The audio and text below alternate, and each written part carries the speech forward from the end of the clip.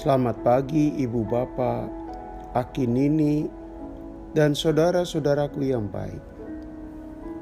Malam telah lewat, dan Tuhan memberi kita istirahat dengan baik. Puji Tuhan. Firman Tuhan yang jadi sumber renungan diambil dari Mazmur 90 ayat 5-6. Masa hidup kami 70 tahun, dan jika kami kuat 80 tahun.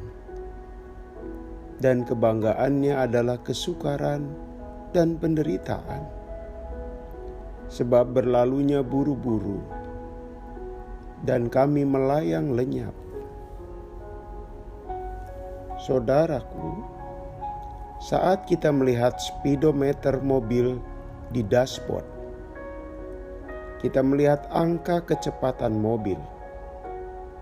Dari angka 0 sebagai titik paling rendah hingga 250 km.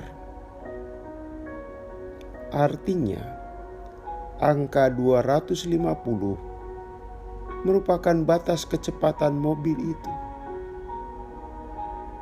Dengan demikian, siapapun tidak bisa mengendarai mobil itu melebihi batas kecepatan 250 km itu. Jika dipaksakan, pasti mesinnya langsung rusak. Pada dasarnya, semua hal ada batasnya.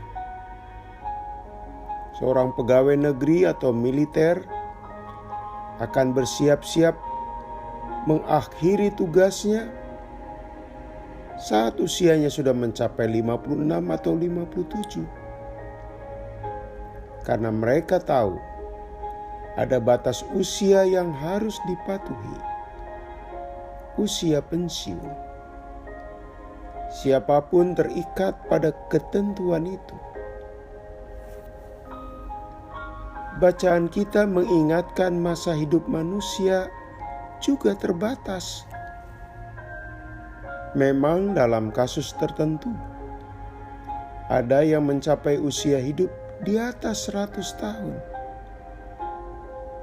Namun angka 70 tahun hingga 80 tahun merupakan batas pada umumnya yang dilihat oleh pemazmur. Itu pun disertai dengan memudarnya kebanggaan. Gantinya berbagai penderitaan, khususnya secara fisik. Dalam nada guyon dikatakan, orang makin tua ditandai dengan lambang kekayaan. Ada ring di jantungnya, ada emas di giginya. Jika sudah mencapai batasnya, maka dipaksakan jadi masalah. Setinggi apapun jabatan seorang pegawai, senang atau tidak, rela atau tidak, mau tidak mau, ia harus menerima segala sesuatu ada waktunya sebagai kenyataan. Yakni ia harus memasuki titik batas untuk berhenti. Lalu, ada pertanyaan penting. Apakah yang bisa kita lakukan menyangkut keselamatan? Kita membutuhkan, namun upaya apapun kita terbentur pada keterbatasan. Kita sudah mencapai puncak kesalehan. Kita sudah berdoa sebanyak-banyaknya dan sebaik-baiknya. Sayang, tidak ada satupun manusia mampu meraih keselamatan oleh dirinya sendiri. Lalu bagaimana?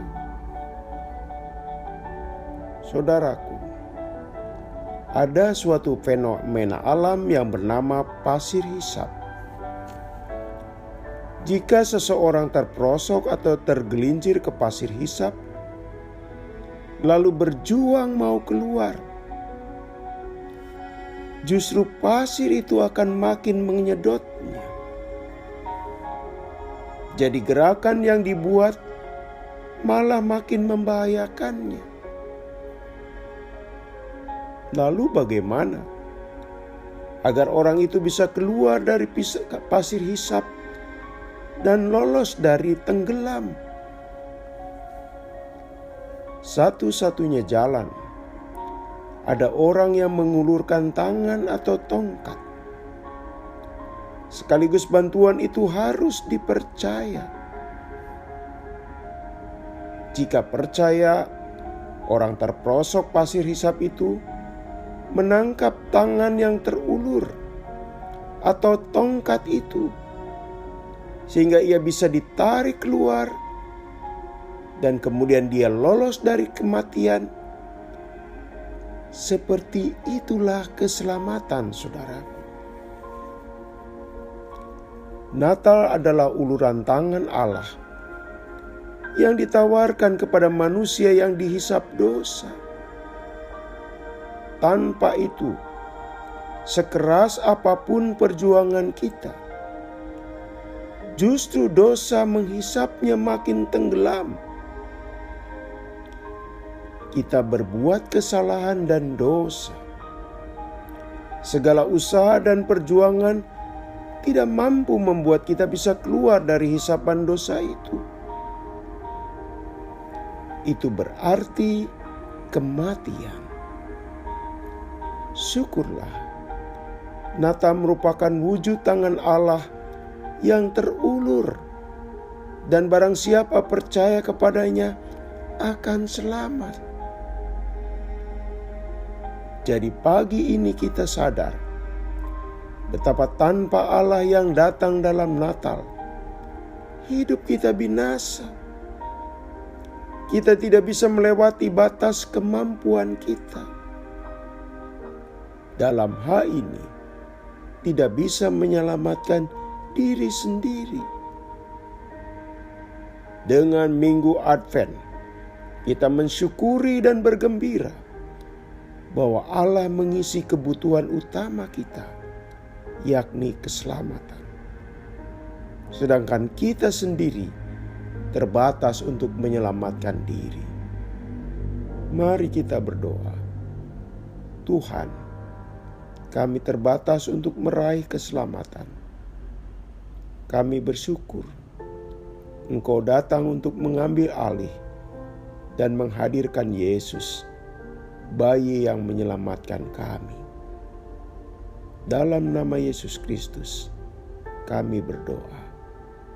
Amin. Selamat pagi, saudaraku. Selamat memasuki hari baru. Masih bersama Pendeta Supriyatno. Tuhan memberkati.